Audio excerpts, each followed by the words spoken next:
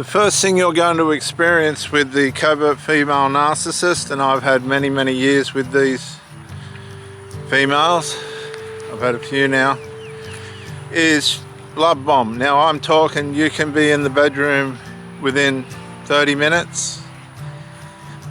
On the other scale, there was one, the first time I went round to visit her, she had 2 chairs on the footpath. I pulled up and I've gone, fair enough, yeah, okay, cool, I'm not rushing into anything either. Within 2 weeks, it was just, from that 2 weeks onward, to be honest with you, it was just 6-7 years of sex. That's all it was. You cannot build a substantial, solid relationship with a covert female narcissist. There'll always be some kind of distance and gap. There'll always be the children enmeshed with her because she'll use them as supply and groom them to be dependent on her as far as possible. And there'll always be this gap. The covert female narcissist will not ever fully commit to anything after the love bomb stage. You'll just be conditioned and entrained as far as they can to work in with when they want you there. Other than that, you have no value. The sinful nature has a tremendous way of working this pattern through males and females. It's destructive and harmful, and it's very hard to recognize. If you haven't experienced it, you could spend your whole life being fooled by this person. Your whole life. And so, having experienced it and seen it as a young man, seeing the behavior of females and how they can just fall away, I was very clued up to the older ones, the 30, 40, 50-year-olds, and what they were going to do. And sure enough, like clockwork, no, no, no. Come on, hop, hop. Come on, mate, this way, please. Come on. Good boy. No. He wants to go play with those dogs. Come on, quick. No. Come on, quick. Good boy. Hop, hop. Yeah, had many years of seeing how quick females can change on a dime. But I still got fooled, even in my 50s. Still got fooled. I married one. Not long after the marriage, it all went to pieces. Again, she was enmeshed with the son, golden child boy. The daughter was a bully. Horrible girl. Oh. I had to ask them to leave. One after that, again dependent on drugs. They were both, she was dependent on medication, the one I was married to. The next one was dependent on all sorts of things. They got all the excuses. But you're never ever going to get anything substantial or constructive out of it because they don't hang around long enough. They'll come and get their supply, and away they'll go again. Now, if you can settle for that, you'll have many years of being used. And if you can make some kind of productivity out of life through that, then good for you. That's great. But for many people, that don't work. It's unhealthy. It's not good for your mental health. And if it's not good for your mental health, it's definitely not good for your physical health or anything else around that, because you will slowly get sick. And that sickness could just be in your mind, where your mind starts to break down, you start to feel foggy and other things like that. Brain fog, temporary, short-term memory loss, dizziness, fogginess, all that stuff that comes when you're being abused.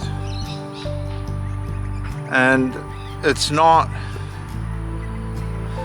you just can't see it, because when you're in these relationships and everything's plodding along, you'll start to find that there's a one-sidedness, and that one-sidedness is the vacancy on their side and the effort on your side. Now, a lot of the vacancies for the covert female narcissist, excuse me, viewers, can come through their enmeshment with their children, and a lot of men don't recognize this, and a lot of psychologists don't recognize this either. A lot of men think it's the woman, but the woman's so enmeshed and dependent on her children, adult children, mainly the golden child, son. There can be several of them in one spot. One's bad enough. Imagine having to take on two in terms of the battle for what position this woman's going to put herself in. A lot of these women will sit on the fence.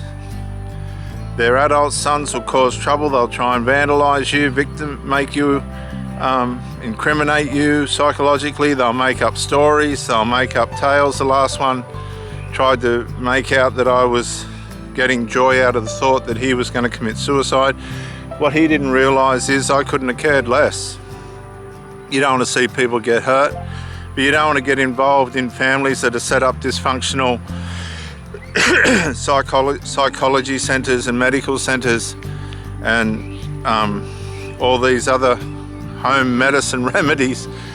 You don't want to get involved in their business in terms of whether they're going to commit suicide and what drugs they're going to take and all the rest of it. You just spectate.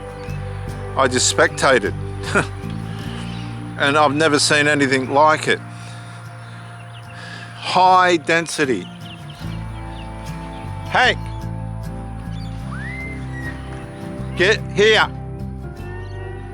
High density, high velocity enmeshment beyond anything I could have ever comprehended. And I've seen 18-year-old golden children, men, jump in bed with their mummies while I've been in bed with them. You may not believe me, but it's true. I've seen them bashing down doors trying to get to their mother, 25, 30-year-olds. Excuse me.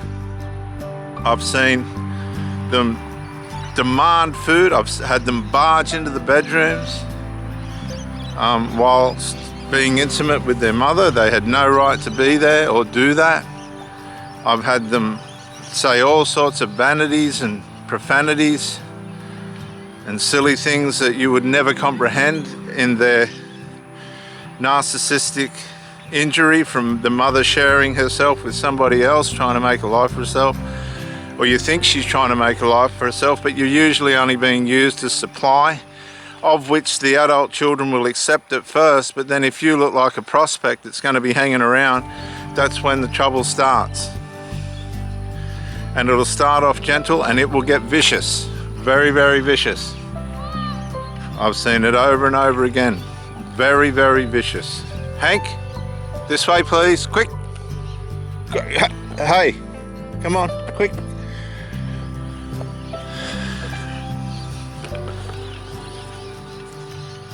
So the covert female narcissist is going to be enmeshed.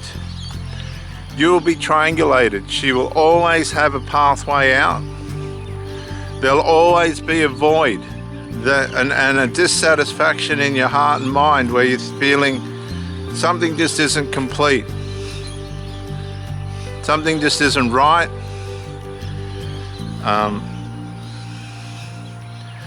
And you'll make more effort than what they will. There'll always be a void.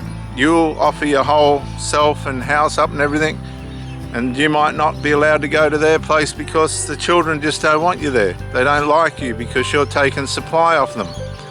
This is how it works. But as soon as you wake up and go, hang on, something's not right here, my mind doesn't feel right, my body doesn't feel right, you need to let them people go. Let them get on with their life. You come back to yourself and get on with your life. Leave them alone. Go no contact. Get yourself rehabilitated and back into a place where you can function properly and move forward for the rest of your life. Never go back.